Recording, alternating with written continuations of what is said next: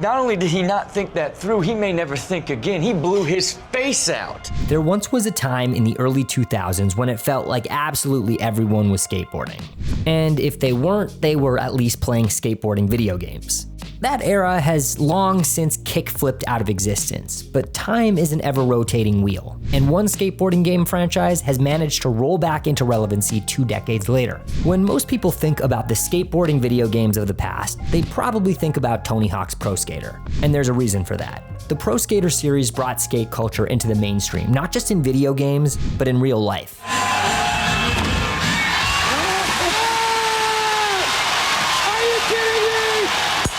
They made ridiculous amounts of money right from the start in 1999 and were counted among the greatest gaming titles of the early 2000s. And while the first and second Tony Hawk games enjoyed a wildly successful remastered launch in 2020, the Pro Skater series is not the focus of today's video, because it doesn't look like any more Tony Hawk remakes are coming after the Activision Blizzard merger. And as the years progress, the iconic series has faded into the background, while another is taking its place.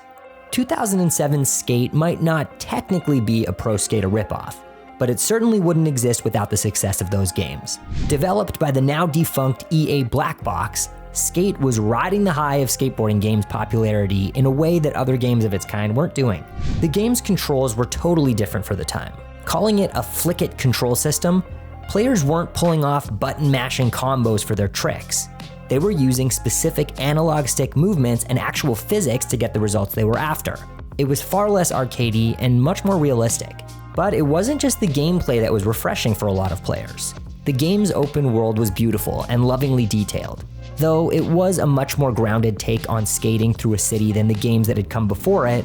Skate still provided players with an almost endless amount of entertainment, and people everywhere took notice. It was so popular that Skate actually outsold that year's entry into the Tony Hawk series almost 2-1, which of course meant that sequels and spin-offs were basically a given. In classic EA fashion, Skate games started to pop up annually. From 2008 until 2010, a new Skate game was released every year and directly competed with Tony Hawk titles. But with each new Skate installment, EA was seeing diminishing returns. And it wasn't because the games were bad. Actually, it was the opposite. By being as solid and unique as the series was, Skate created a rift in the industry between players of the most popular skateboarding franchises. Casual skateboarding game fans would buy either a Tony Hawk game or a Skate game, but they wouldn't buy both.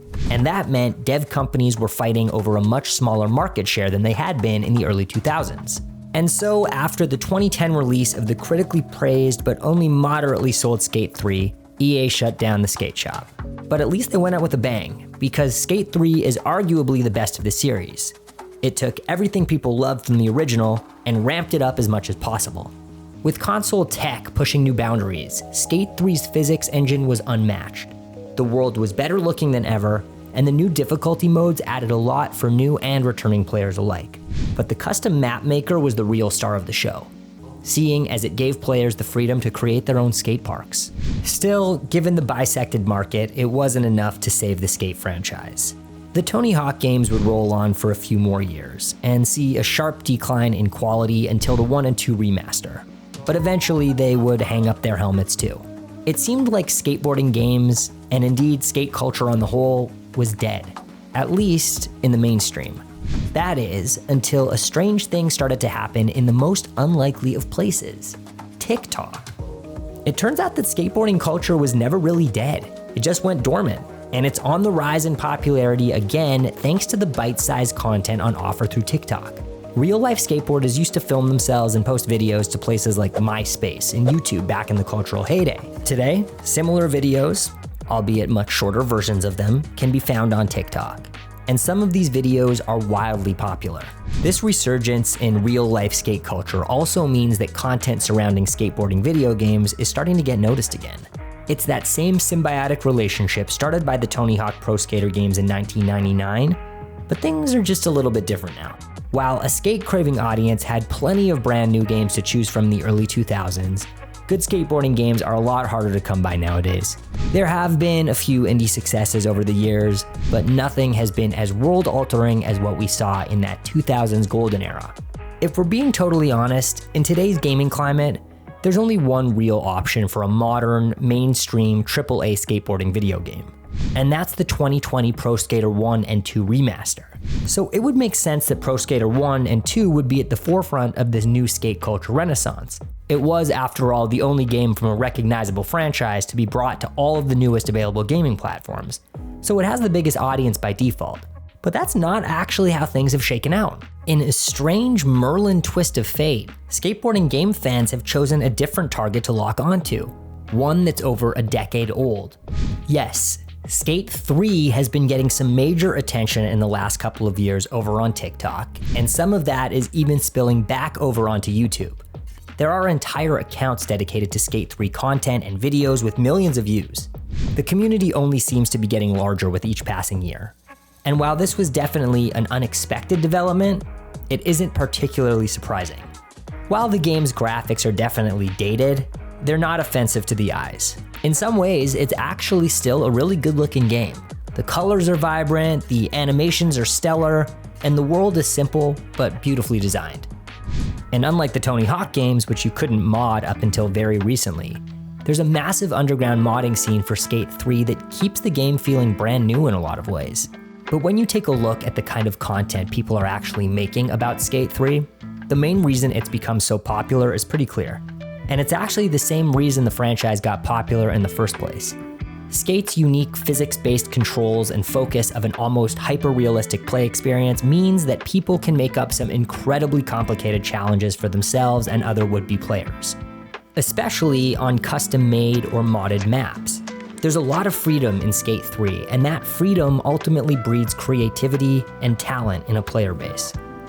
Just like the real-life skate video equivalents, watching people pull off highly technical trick combos or clear a particularly interesting series of obstacles in Skate 3 is super impressive and a hell of a lot of fun.